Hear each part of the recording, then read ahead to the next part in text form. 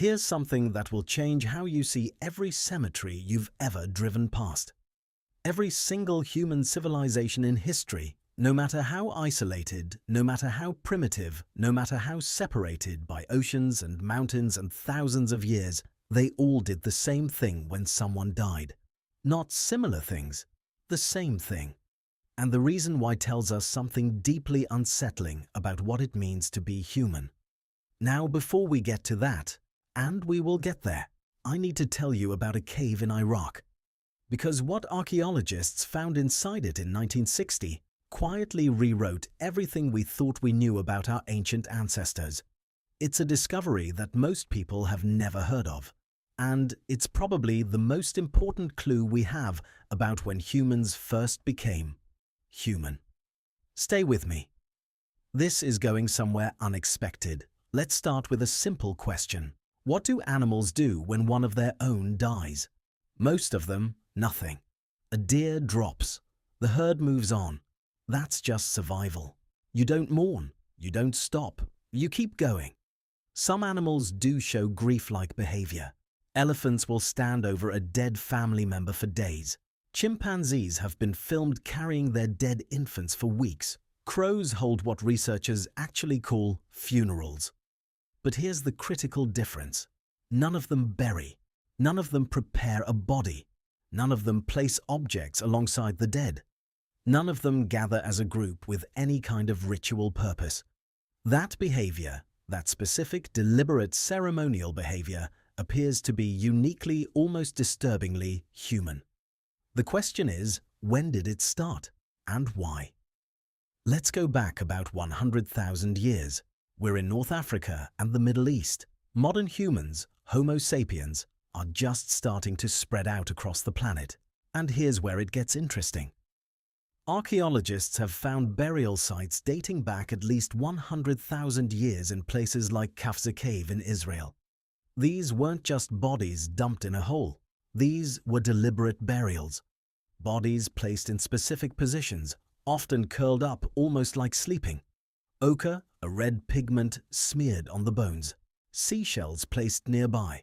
Animal antlers laid across a child's body. Think about that for a second. These people were struggling to survive. Food was scarce. Predators were real threats. Every hour of daylight mattered. And yet they stopped. They dug. They decorated. They placed things with the dead that had no practical value. Why would you do that unless death meant something to you? Unless you were thinking about what comes after. Now. The cave in Iraq I mentioned, Shanidar Cave, 1960. A paleoanthropologist named Ralph Solecki is excavating when his team finds something extraordinary. 9 Neanderthal skeletons, some of them deliberately buried. But that alone wasn't the shocking part. One of the skeletons, Shanidar 4, was surrounded by dense clusters of pollen from multiple species of flowers. Hyacinths, grape hyacinths, groundsel, yarrow. Flowers. Someone had laid flowers on this grave 60,000 years ago. Now, later researchers questioned whether the pollen got there naturally through burrowing rodents or wind. The debate is still going. But here's the bigger point that often gets lost in that argument. Neanderthals weren't supposed to do this at all. Multiple Neanderthal burial sites across Europe and the Middle East show intentional placement, deliberate body positioning, and grave goods. These weren't modern humans. These were a different species, which means the impulse to honor the dead didn't start with us. It might be older than our entire species. So here's the big question. Why?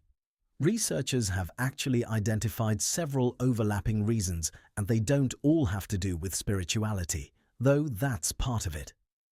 Reason 1. Practical. A decomposing body attracts predators and spreads disease. Early humans figured out fast that covering the dead kept the living safer. Simple survival logic. Reason 2. Social bonding.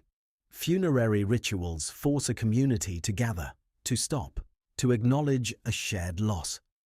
That act of gathering, of collectively processing grief, actually strengthens the group. It reminds everyone that they belong to each other. Reason 3. Cognitive. This one is the most fascinating to researchers. The moment you start burying your dead with intention, with ceremony, it means you understand death is coming for you too. That's called mortality salience, the awareness of your own death. And that awareness is deeply connected to symbolic thinking, to planning for the future, to religion, to art, to basically everything that makes human civilization possible. The burial isn't just about the dead person, it's about the living person processing the most terrifying idea a brain can hold. Reason 4. Belief in an afterlife. Grave goods, tools, food, weapons, jewelry placed with the dead, almost universally suggest that ancient people believed the dead were going somewhere. You don't pack supplies for a trip to nowhere. What's remarkable is how varied the methods were, even while the intention stayed the same. Ancient Egyptians mummified their dead and built literal mountains of stone to house them. They believed the body needed to be preserved for the soul to return. The Zoroastrians of ancient Persia, what is now Iran, did the opposite. They placed their dead on elevated platforms called towers of silence and let birds consume the body. To them, earth and fire were sacred. You couldn't pollute them with a corpse. The Scythians, fierce nomadic warriors of the Eurasian steppe, buried their kings in massive underground chambers with horses, servants, and gold. Everything a warrior king would need in whatever came next. In prehistoric Europe, megalithic tomb builders constructed enormous stone monuments, some of them more structurally sophisticated than anything their communities lived in. They built better houses for their dead than for themselves.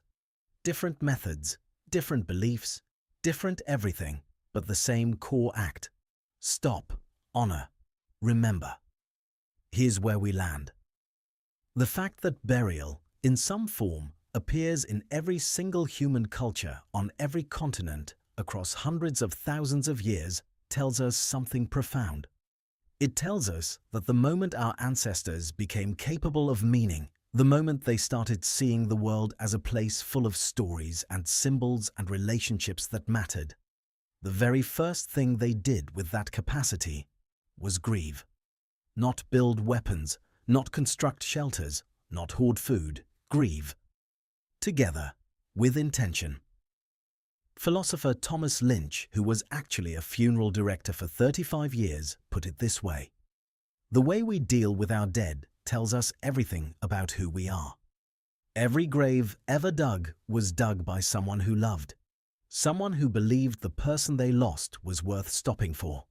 That impulse, that stubborn, irrational, deeply human impulse, is maybe the oldest thing about us. So next time you drive past a cemetery, and you will, maybe look at it differently. You're not looking at an end. You're looking at 100,000 years of people refusing to let the people they loved simply disappear." If this made you think about something you hadn't considered before, there's a lot more on this channel about the hidden history of how humans lived, died, and made meaning out of the world around them. The next one might surprise you just as much.